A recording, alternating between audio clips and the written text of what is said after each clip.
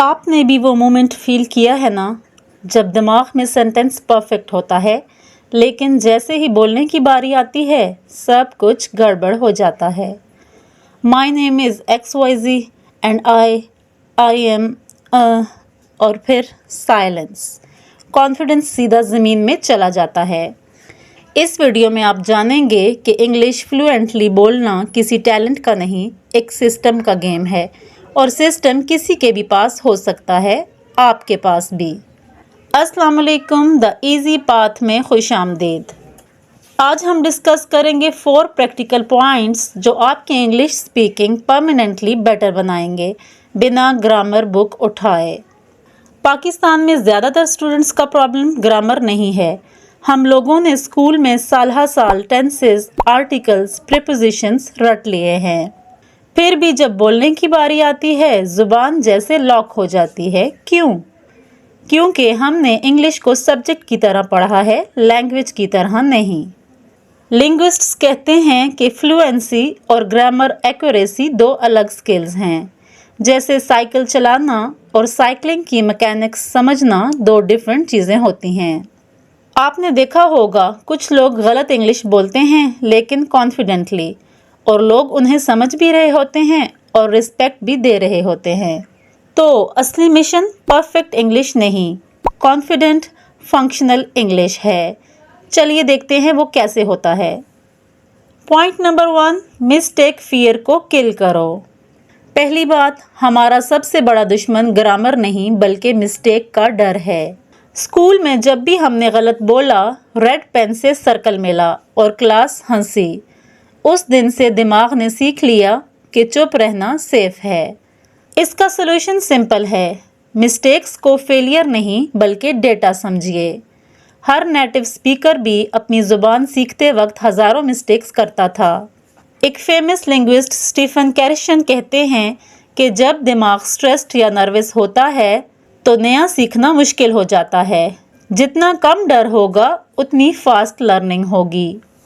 تو پریکٹیکل کام، آج کسی بھی دوست یا فیملی ممبر سے ایک پورا سینٹنس انگلش میں بولیے، چاہے گرامر غلط ہو۔ بولنے سے پہلے sorry my English is not good بالکل مت کہیے گا، یہ لائن دماغ کو پہلے سے ہی ڈرا دیتی ہے۔ اگر غلطی ہو جائے صرف اسمائل کریے اور سینٹنس کنٹینیو کریں، رکیے مت۔ دن میں صرف ایک چھوٹا سا اٹیمپٹ کافی ہے، ٹارگٹ کوانٹٹی نہیں، ٹارگٹ کنسسٹنسی ہے۔ پوائنٹ نمبر 2، ورڈز نہیں فریزز یاد کرو۔ دوسری بات، ہم ووکیبلری لسٹ رٹ لیتے ہیں لیکن سینٹنس بناتے وقت ورڈز کنیکٹ ہوتے ہی نہیں۔ فلوئنٹ اسپیکرز انڈیویجول ورڈز نہیں بولتے، وہ ریڈی میڈ چنکس یوز کرتے ہیں، جیسے by the way, to be honest, I guess, kind of. Science یہ کہتی ہے کہ دماغ پورے فریزز کو ایک ہی چیز کی طرح یاد رکھتا ہے، جیسے ایک بٹن دباؤ اور پورا سینٹنس باہر آ جائے۔ یہی وجہ ہے کہ نیٹو اسپیکرز اتنی آسانی سے بولتے ہیں، وہ فریز یاد کرتے ہیں، ایک ایک ورڈ نہیں سوچتے۔ تو پریکٹیکل کام، روز صرف ایک نیا فریز سیکھیں، پوری ووکیبلری لسٹ نہیں۔ کچھ یوزفل شروعاتی فریزز جیسے to be honest, I mean, at the end of the day, the thing is, I guess. جو فریز آج سیکھا اسے کسی بھی کنورسیشن میں، چاہے وہ چھوٹی ہی ہو، ضرور یوز کریں۔ ایک چھوٹی نوٹ بک یا فون نوٹ بنائیں جہاں صرف فریزز لکھیں، ورڈز نہیں۔ پوائنٹ نمبر 3، ان پٹ پہلے، آؤٹ پٹ بعد میں۔ تیسری بات، آپ آؤٹ پٹ تب تک نہیں دے سکتے جب تک انف ان پٹ نہ ہو۔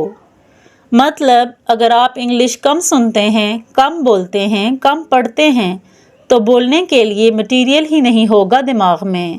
لینگویج کریٹرز اور انگلش سکھانے والے ایکسپرٹس کہتے ہیں کہ سب سے زیادہ فائدہ سننے، پڑھنے اور دیکھنے سے ہوتا ہے، صرف کلاس روم میں رولز رٹ لینے سے نہیں۔ تو جتنا زیادہ آپ نیچرل انگلش کنٹینٹ کنزیوم کریں گے اتنا زیادہ دماغ آٹومیٹیکلی سینٹنس پیٹرنز ایبزارب کرے گا بنا رٹا لگائے۔ تو پریکٹیکل کام، اگلے 30 دن روز کم سے کم 15 منٹ انگلش کنٹینٹ دیکھیں، شو، پوڈ کاسٹ یا یوٹیوب ویڈیو۔ انگلش سب ٹائٹلز یوز کریں، اردو نہیں۔ اس سے لسننگ اور ریڈنگ دونوں ٹرین ہوتی ہیں۔ اپنی فیلڈ یا انٹرسٹ سے ریلیٹڈ کنٹینٹ چنیں، جیسے گیمنگ، کوکنگ یا ٹیک، تاکہ بورنگ نہ لگے۔ صرف پیسو دیکھنا کافی نہیں، جو نیا فریز سنیں اسے ذہن میں نوٹ کریں۔ پوائنٹ نمبر 4، اکیلے پریکٹس شیڈولنگ ٹیکنیک۔ چوتھی اور لاسٹ بات، پریکٹس پارٹنر نہ ہو تب بھی پریکٹس رکنی نہیں چاہیے۔